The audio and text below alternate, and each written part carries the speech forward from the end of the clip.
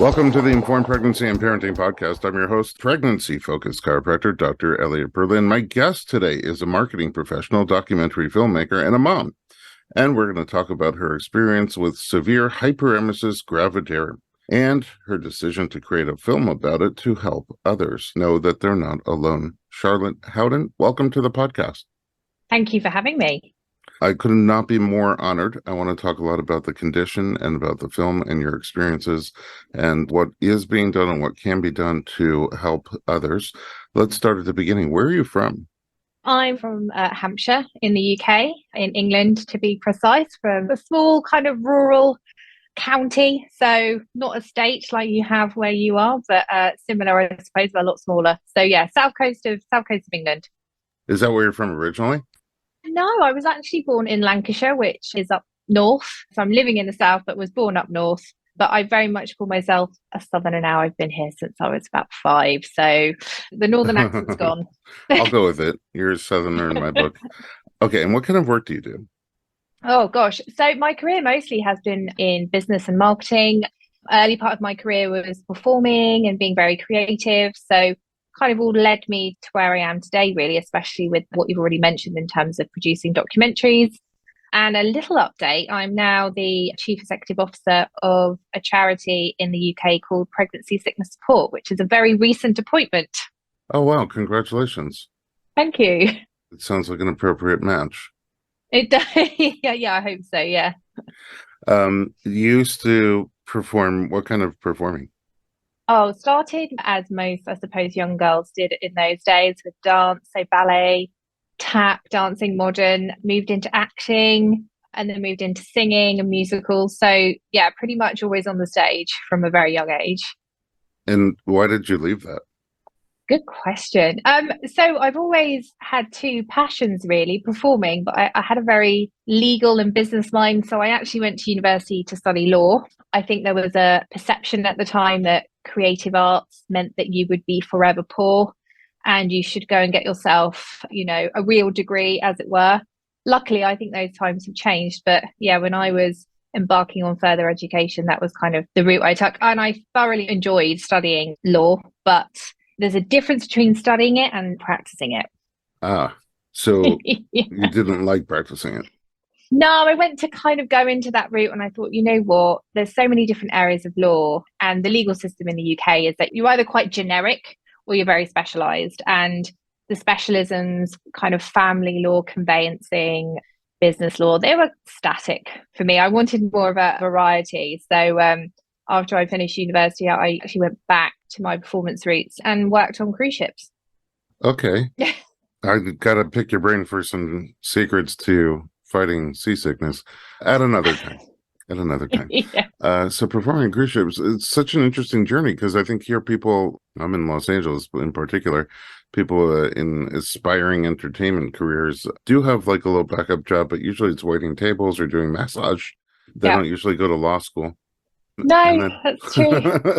And then you became a lawyer and went back to performing.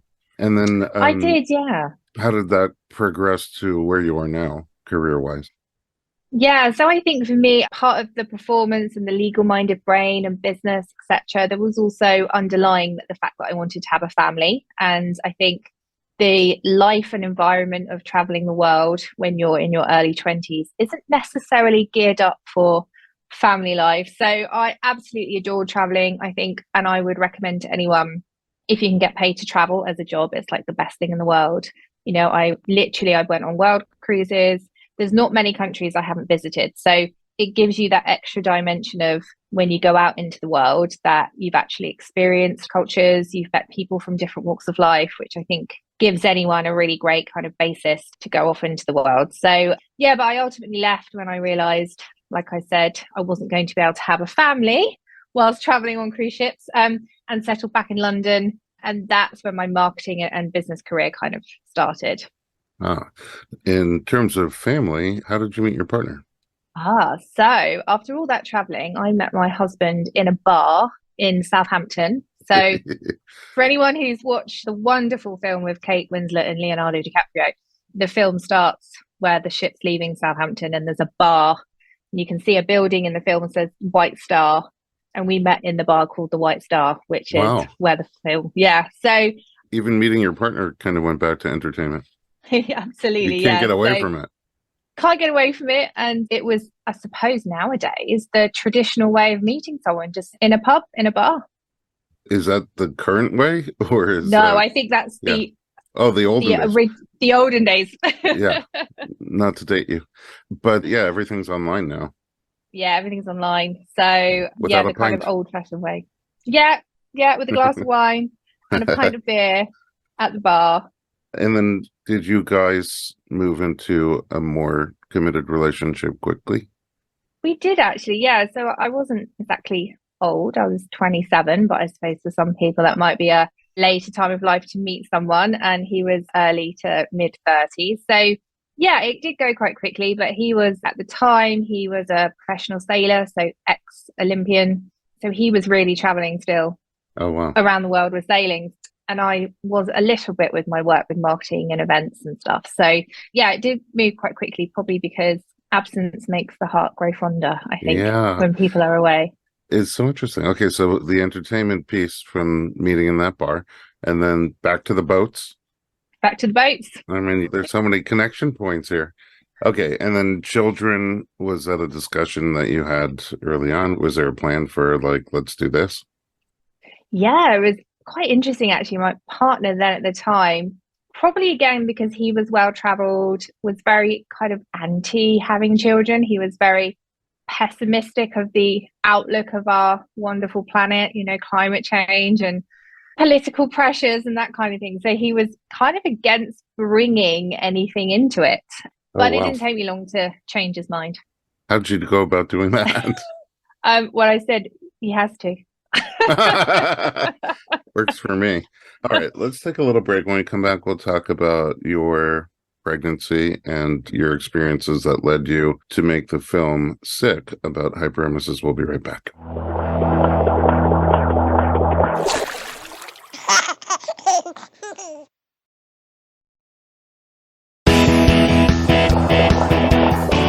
Welcome back. We're talking to Charlotte Howden. Okay, so you had a very persuasive argument. I guess that law school background came into handiness when you said, yes, we are going to have kids. Okay, so you got them on board, and how was the fertility process for you? So not so good, actually. I think a combination of, and possibly an interesting point to make to your viewers. So as a young woman, most women I was born in the 80s, so I grew up in the 90s and noughties.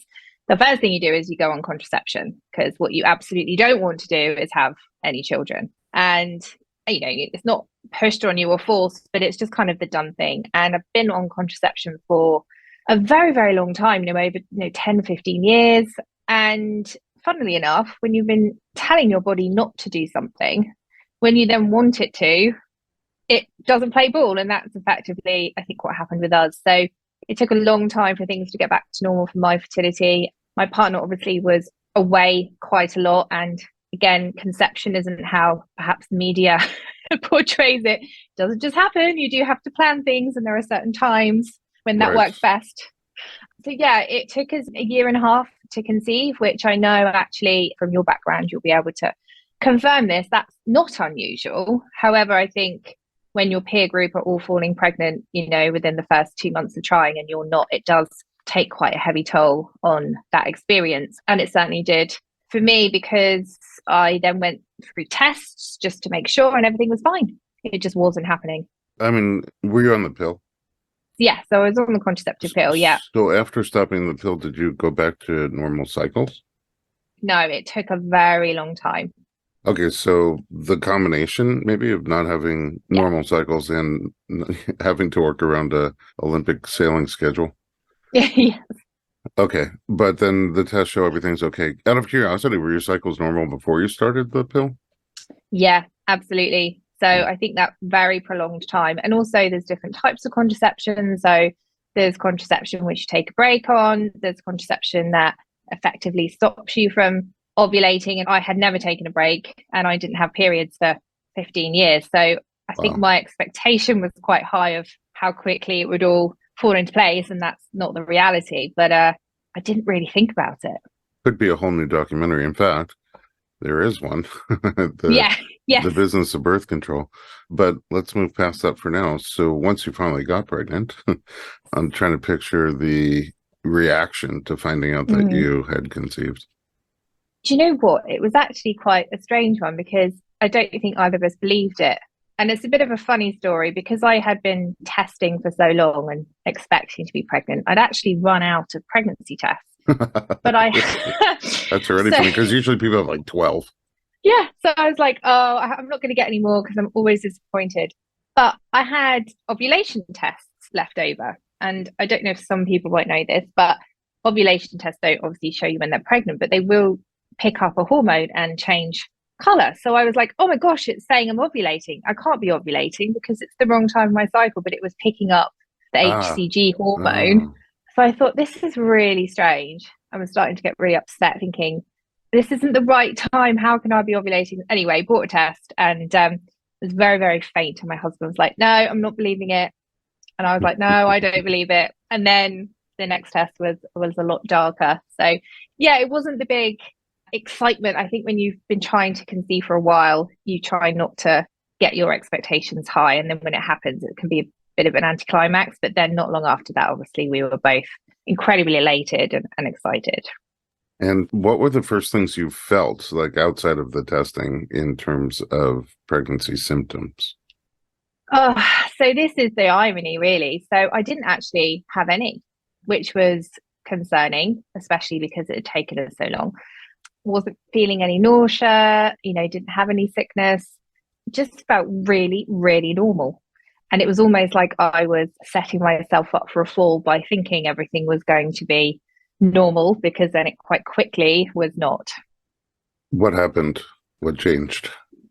So about 6, 7 weeks pregnant, I very, very quickly, the onset of nausea arrived, which was a welcome thing because obviously I was concerned because, again, we're told that if you don't experience some kind of nausea or sickness, then perhaps the pregnancy isn't a viable one. So as soon as those feelings came, I was obviously happy about that. But then that quickly turned quite sinister, where the nausea was 24 hours a day, 7 days a week. And the onset of sickness was quite rapid, to the point where I was being sick, more than, I don't actually have a record because you stop counting for obvious reasons, but I was, 10, 20, 30 times a day. Growing up? Throwing up, yeah. Oh my goodness. I can't even imagine that. Like twice. Yeah. Seems overwhelming. It is overwhelming, and it's so unusual, and it's not something that anyone's really experienced. Even with something like food poisoning, it generally goes after, let's say 48 hours, perhaps a bit longer than that. And this was just continuous and a rapid onset, that like there was no real build up to it. It was just suddenly there, and it was Wait, just part of my life.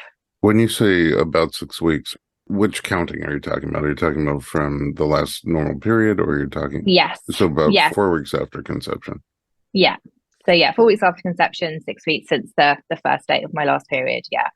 Wow. Okay. And you weren't expecting that. I mean, does that automatically register as this is not typical for pregnancy? This is not normal? Or do you have the sense, oh, good, I'm throwing up, I'm nauseous, I must have a healthy pregnancy?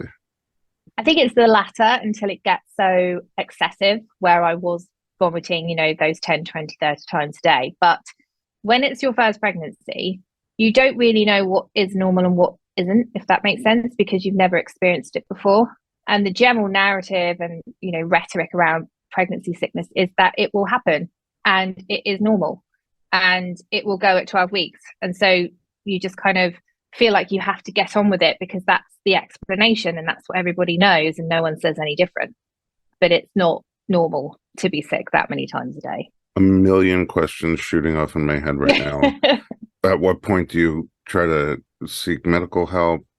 How are you surviving every day? I mean, almost luckily, you don't have any kids yet to take care of, but still, there's True. you and there's whatever work you were doing at that time. How do you just even survive the day? It's a really great question. I don't think anyone does survive the day. I think we have no option but to get on with it, because it's not a case of I'm doing this for no reason. You're continuing on in this way because you know that you're pregnant and you were trying to, bring a life into this world. Day to day is pure horror. I used to wake up quite a lot of the time hoping that I wouldn't wake up because it would just be easier to have gone to sleep and not woken up and experience everything again. Oh And then my God. yeah.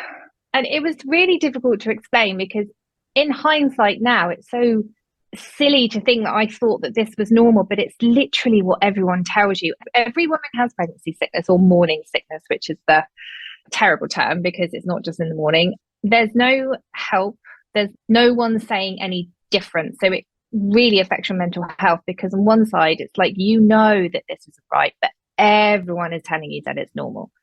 And how do you put those two conflicting things together and come up with a solution that enables you to survive? It's impossible. There's so many times now, still today, where I'll meet someone in her first trimester and she'll not have heard of hyperemesis, but just by the way that she looks and describes like what's going on, you know, I would put her in touch right away with the Hyperemesis Foundation and let them know about the app. And now your film like makes everything so clear for them. And one recurring theme is people telling me like, I feel like I'm either, they say, I feel like I'm crazy. Like, why can't I do this? Like everybody does this. Or people tell them you're crazy. Like, get up and go to work. Get up and take care of whatever. It's just very misunderstood, underdiagnosed, I think, and misunderstood. So for you, this is about 7 years ago now? Yeah, so my son turns 8 next year. So yeah, 8 years ago. Whatever data and knowledge and information there is now, I hear people talk about gluten-free from the very beginning when they were told you have to go on a gluten-free diet, and there was nothing gluten-free, and now everything comes in gluten-free. There even seems to be gluten-free gluten. Yeah. So it's a different world now. How do you get help? How did you get help? So I count myself as very lucky, if I'm honest, and depending on where your listeners are from, every healthcare system is different. But in the UK, maternity is still looked after by GPs, which is what we call primary care. But GPs, general practitioners, have to have general knowledge about everything, as you can imagine. And this condition is very specific. It's obviously very specific to pregnancy and is very misunderstood, etc., etc. So I had no luck with the GPs at all. It was a constant battle. Then you have the whole conversation of medication and pregnancy, which is still a huge stigma around. Getting access to anti-sickness medication was, near impossible. Some medication was offered to me, but it was what we would call first line medication. So, kind of antihistamine based, which effectively just knocks you out. So whilst you might not be sick, you are effectively a zombie. So you still don't have any life. Yeah. You still have no life. You still have no ability to go to work, to sit down with your partner, to watch TV or anything like that. So that doesn't work. Many trips to hospital, many trips to early pregnancy unit, A&E to have fluids.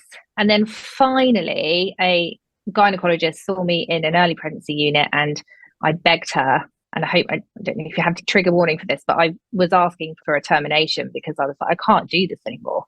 I'm dying. Like every time I see a medical professional, they dismiss me. They might send me home with some kind of medication, but it's not doing anything. And I'm just in this cycle of hope and disappointment and hope and disappointment. And it's just not possible anymore. As intense as that is alone. Yeah. I think when you combine that with the idea that you desperately tried to conceive for a year and a half. And experience frustration after frustration not being pregnant, how much more powerful that statement is and the feelings that were driving it. Yeah, absolutely. And I think, it comes back to this view of pregnant women a lot of the time are seen as a vessel for this human life. And whilst I appreciate that, the vessel for that human life has to survive for that human life to continue to survive. So we're often overlooked as just someone that just has to get on with it. And luckily that day in the hospital ward, this gynecologist said, look, just give me 24 hours to see if I can help you. And she did. And she got me onto the right medication. Still a lot of toing and throwing as to whether I should be allowed that medication and so on and so forth. But eventually, when that was prescribed to me long term, my pregnancy turned around. Tell me the extent of improvement. I mean, this particular medication, it's called ondansetron in the UK, within 12 hours, I'd stopped being sick. Which is for someone who's been sick up, I was 12 weeks pregnant at this point, every day for that period of time. 12 hours is nothing, that's a second in what I'd experienced. And I was able to eat as long as I took my medication on time, took the dosage I had been prescribed, which I then became very OCD about, by the way. It was very traumatizing. I was concerned that if I took this medication 1 minute later than I usually did, then the sickness was going to return, you know. So from a physical point of view, I was definitely better. But from a mental health point of view, I was, you know, still very much suffering. And it's even lucky that it worked for you, because that's Zofran, right? In the US, In the yeah, US. yeah. So, I mean, I have patients with hyperemesis that take Zofran don't have that much of an improvement. Yeah, absolutely. And I think that's another really good point as well, because ondansetron worked for me. I was also on metoclopramide, and the two worked together really well. And there are prescribers out there who will say, okay, we will give you Zofran, for example, and it doesn't work. And then they go, oh, well, there's nothing else. But actually, you have to keep combining with other medications and try different combinations to see what will and won't work. And in the UK, for us, really that last line is steroids.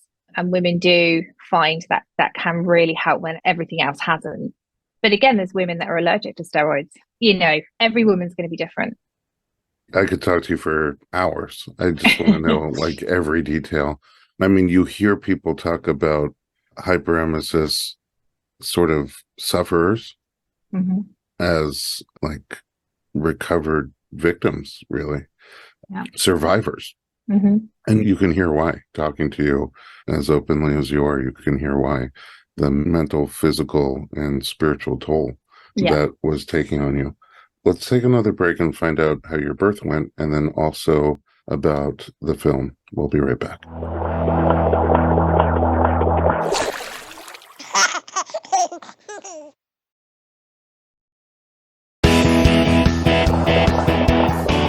Welcome back. We are talking to Charlotte Howden. An inside look. You know, I did an episode with Amy Schumer about her hyperemesis, and I just couldn't believe it. And I really had very little exposure to it then. I have a lot more now. And even with all the exposure I have, I can't imagine like a day in the shoes. And with all that, being pregnant and, you know, your instinct to take care of and to nurture and want to eat all the things that are going to help your baby thrive and grow. I can go on for a long time. Let's move forward to your plan for birth. Did you have any thoughts or ideas on like how to get this child through your body into the world? In all honesty, it was just, when can I get him out? Like, even though I was medicated and physically I was feeling better, but you know, there are side effects to this medication, like extreme constipation. I mean, extreme constipation, which is horrifically painful. And at the time, 8 years ago for me, the doctors weren't prescribing me anything to help with that. So I was just having to deal with that. So physically there was still some issues, but mentally I was just absolutely beaten. So I remember probably around 30 weeks pregnant, like Googling, how early can a baby come and it be okay? Because I was done. I was like done. And that's not usual. Like the majority of women who I know had a good or a usual pregnancy, they understand that full term is best. And for lots of different reasons, the plan, it doesn't always go that way. But for me, I was like, when can I get him out? Like as soon as possible, because the trauma of being pregnant was just heavily on my shoulders. So I was a little bit ignorant to it. I was just like, when he comes, and then we're going to get him out. And then probably around 34, 36 weeks, I started thinking, right, you know, you start to pack the bag. But I was definitely going to hospital. I wasn't doing a home birth. I wasn't exploring doulas or anything else. It was like, I want to be in hospital. I need this baby out. And to me, that was the best place to be. And yeah, my thought process was, I just need to get him out as soon as possible. Is your care, even in the hospital, still primarily overseen by midwives, or? Correct. Yeah. So there's midwives in my local hospital. So, you know, we've done the usual thing. We toured the hospital. I did elect for a water birth. I'm not sure why. But I did. I thought, okay, well, maybe I've been through so much. A nice big warm bath whilst going through this would be great. And that was honestly as much as I thought about it. I was really just concentrating on not being pregnant anymore. Get this thing out of me. Yeah. 2 questions. Did you gain weight during the pregnancy? Really good question. So obviously the first, I would say up to 16 weeks of pregnancy, I lost about 5% of my body weight. And I wasn't underweight before pregnancy, but I would say I was very slim. So I definitely couldn't afford to lose that amount.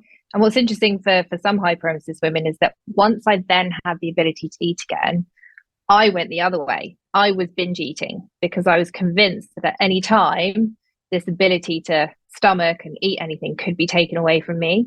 So it was almost like, Oh, I wow. have to eat everything. Eat while you can. Yeah.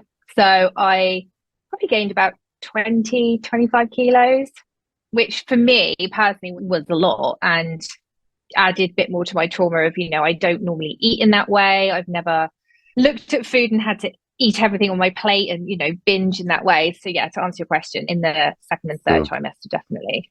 Is that from your starting weight, or is that from after you lost 5% of your body weight? Yeah, that's probably from after I'd lost 5%. Yeah. So then you gained about 55 pounds. Yeah. Which more than average, but maybe a decent sign that you were able to at least hold on to food and nutrition. Yeah. And then, do you remember before you were medicated, did you have dreams of eating food? No, I didn't. I don't really remember being asleep. I don't actually think I dreamt of anything. In fact, more when I was awake, I would have hallucinations from being so dehydrated, which were very dark, kind of dark figure-like hallucinations, which actually I now know could be part of the dehydration, but also the lack of vitamins. So things like thiamine and other vitamins that can actually have a really negative effect on your brain. But no one was asking about hallucinations or anything. So I feel really lucky that I was not long after those kind of episodes was then medicated and rehydrated continuously, that I didn't have those again. Were you taking baths during the pregnancy? Was I taking baths? Yeah. No, actually. I think, again, a bit of trauma. So having a shower when you have hyperemesis is almost impossible because, one, you're too weak to stand up. You would be too weak to climb into a bath. Water makes you feel sick. The smell of water makes you feel sick. The feeling of water on your body makes you feel sick. So it's something that doesn't get spoken about a lot, but personal hygiene for women with hyperemesis it's just not something you can keep up with. So no, I didn't really have baths. I had showers, but it was just going back to normal, I suppose. Right. Certainly not relieving. But then, yeah, I'm also curious why you chose water birth. No. How did your birth turn out? Do you know what? The entire process, there was one scary moment with it, but I went into labor.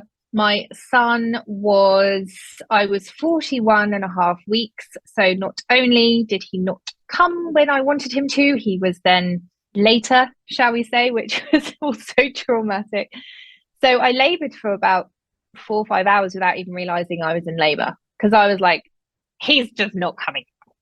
And this was the Friday night. On the Monday, after a very tearful phone call with my midwife, where I begged, I was like, please, please, please, please. She was like, okay, I will put you on the list for an induction. And that was planned for the Monday. So I just had it in my head that Monday was the day. I labored for about 4 or 5 hours at home and just thought it was Braxton Hicks, or I was just a bit uncomfortable. And then my contractions started to get quite close together, and rang my hospital, and they said, yeah, you should probably come in.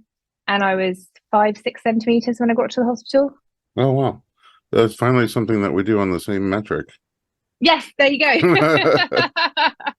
So I'm quite proud of myself. I think my mental capacity, again, just think, no, it's not going to go the way I want it to. This whole pregnancy hasn't, and he's still not here. I can't possibly be in labor. And yet I was. So progressed as normal, really. Contractions were getting to the point where they were insanely intense and close together. And I think I lasted an hour in the pool, in the water birthing pool, and then screamed to get me out of this, because it's really hot. For anyone who's had water birth, it's not cool, and it's really warm. And it's actually, hospitals are very warm anyway, for obvious reasons. So I didn't actually enjoy that experience at all. Yeah, I've seen it be too hot, and I've seen it be too cold. Oh, okay. Here we have like food delivery services. I just remember one time they heated the birth pool too hot, through a hose from the sink. And then they had to order, like, I don't know, bags of ice from Did a they? convenience store to just cool it down a little bit because she was overheating in there. Oh, Yeah, it's well, I hard to needed regulate those. that. Okay, so then what happened after it came out?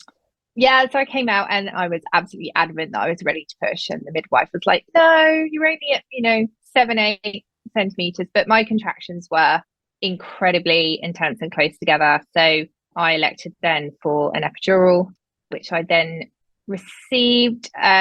Sadly, the anaesthetist at the time had just clocked off of his shift, and the new one coming on was having an early lunch, I suppose. So I had to wait quite a while. And I think between you and I and the listeners, by the time the anaesthetist arrived, it Oh, was probably too late, but they did do it because they could see I was done. I was just, I'd done too much. It was too intense. So once I had that, I had a bit of a break. My husband got to go and get some food, and that was probably about 10 o'clock in the morning, and he arrived at 1:36 in the afternoon. So yeah, a bit of a scary moment. His heart rate was dropping, and he realized the cord was around his neck. And so every time I was contracting, it was obviously, decelerating. yeah. So there was a bit of a scary moment where people rushed in and they literally said to me, Charlotte, you have to get him out now. But I was so relaxed at this point because I was like, okay. And they're like, no, you have to get him out now. I was like, okay. I managed to push. I think they were trying to prevent me from having to have an emergency C-section, wanted to see if I could do it, which I thankfully did. So You yeah. did it. It feels like it was just yesterday to me. Yeah, I right. mean, the details are so fresh. Okay, we don't have endless time, sadly, but I want to talk a little bit about your film, Sick, the Battle Against Hyperemesis Gravidarum. Well, seemingly this is what prompted you to make the film. How did you go about making it? What kind of hurdles did you have to overcome, as all documentary filmmakers do? Yeah. And how has it been received? So I think initially the reason this all came together was my conviction to do something. And this was when my son was around 2.5 years old. And I realized that the joy of him, but the experience that I had experienced, I hadn't had any closure on it. And I was still suffering from hyperemesis at, 2.5 years later mentally. There was definite signs of postnatal anxiety, probably some postnatal depression. I just thought, I need to do something. And I'm really good at creating things. I used to present on cruise ships. I'd done some TV stuff. And I just kind of put it all together and said, this is what I'm going to do. I had no money, no connections, no production team, nothing. And was really incredibly lucky to just find this guy called Lorne Guy from Good Guys Productions. And I pitched it to him and I said, I've got nothing. I can't offer you anything. And he just bought into it and he said, this is a story that has to be told. I did my research. There had not been any other documentaries made. There was some clips on YouTube of women talking, but no one had put this together as a package to explain the story. And so we embarked on a journey together that took 2 years. We did it for no money. We had no funds from anywhere. We tried, I don't know how it is in the US, but for certain commissioning funds or to get grant funding, there's a very big mental health pot for obvious reasons. And then there's the kind of women's health pot, but hyperemesis really spans all of those. We just didn't tick all the right boxes for certain pots. So we just did it ourselves, didn't pay ourselves anything, went on the road. That was the first time I linked in with the Pregnancy Sickness Support Charity, which is the UK equivalent of the Her Foundation in the US. They gave us a little bit of money to kind of help. And we just went out with a camera, interviewed women, interviewed researchers, professionals, did it globally via, Teams and Zoom. So I wasn't able to afford to fly out and speak to these people. But yeah, we just, honestly, I was like, we're going to do this. I don't know what it's going to look like. I don't know what effect it's going to have, but we have to do this. And then COVID hit. So we didn't scupper everything, but we had big release plans. We wanted to release the film in, local cinemas and get a really big following. And suddenly that wasn't possible. So it was all released online, all word of mouth, social media, and we just pushed it out there.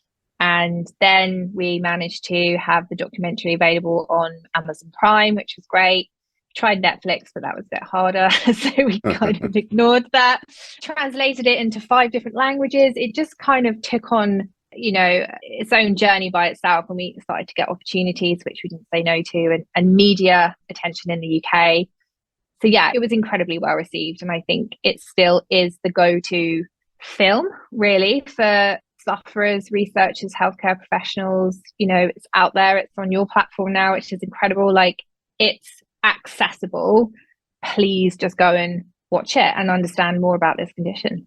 Yeah, I made a couple of films in the birth space, and one of the things that really bothered me was people saying, wow, I saw your film and it's really great. I wish I had seen it before I had my baby. And I'm like, no, I made it so you could see it before you had your baby. So yeah. I know that frustration, and your film, Sick, The Battle Against HG, is very well done. Nobody would ever guess you had no budget for it, and it was all a volunteer project, essentially. It's very well crafted and powerful and necessary. The whole conversation is necessary, and the film is a great catalyst for that.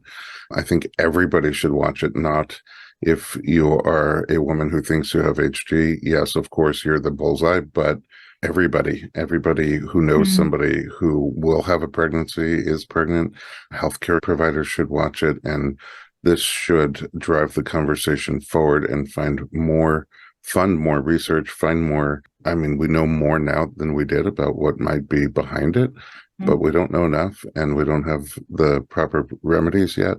And so there's a lot of work to be done, and your film is definitely an enzyme pushing that forward. So thank you for that. Thank you. I do have one question, actually, in just scooting back a little bit. After you had the baby, how quickly did the hyperemesis go away? Great question. From a medication point of view, I didn't stop taking my medication. And at no point did anyone, no one ever said to me that I shouldn't be on it. I think they were probably a bit too scared, because once I got my gumption back and I was, mentally and physically as weak as I had been, like, you dare take this away from me and there will be a real fight. So I didn't stop taking it. And I think, again, that goes back to the trauma it would have caused me to come off it and be petrified of going back to that place again. So I will never know. I did come down on dosage probably around 30 weeks and started to feel some nausea coming back. So I very quickly was like, nope, I need to go back up to where I was, because I was just so scared. Do you have any go-to tip, one or two things for someone who either is suffering with hyperemesis or thinks they might be?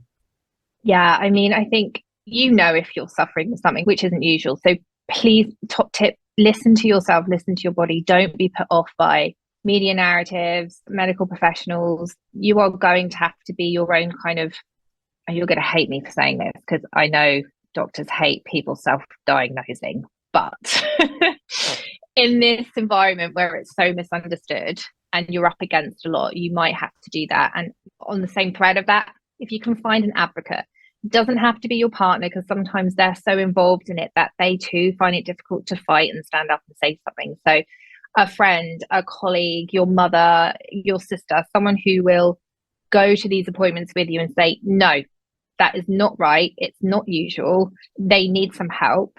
And with things like food and nutrition, it's really difficult because every woman's different. I know some women who survived off of Coca-Cola. I know some women who can even smell that, it would make them sick. So it is about finding what works for you and not being afraid to continue to have that, just because it might not be the norm to live off Coca-Cola in pregnancy. At least there is a little bit of something in that that's going to help you. I mean, it's not great, but it's still something. So, yeah. But it is the battle. And in battle times, things are different. Yeah, exactly. In normal times. Charlotte, thank you so much for all the work you've done and for joining and for sharing. Again, I think everyone should see the film. Right now, it's streaming on our platform, Informed Pregnancy Plus, and several other platforms. Where can we find you online? So if you're in the UK, I'm now the CEO of Pregnancy Sickness Support. So if you want to support women's health, or you are currently pregnant and think you might be suffering, you'll find me there.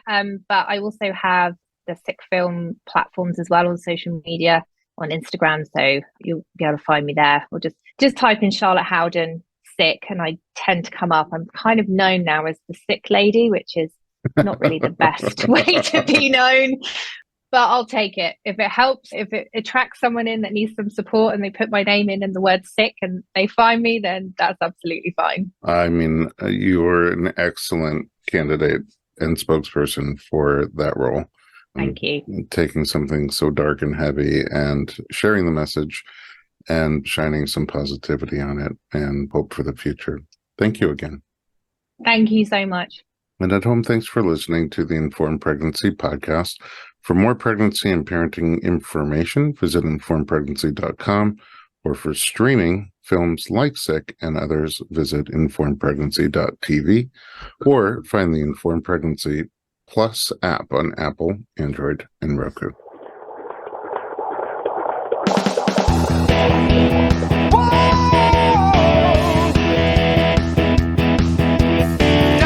Doctor, give me the news. I got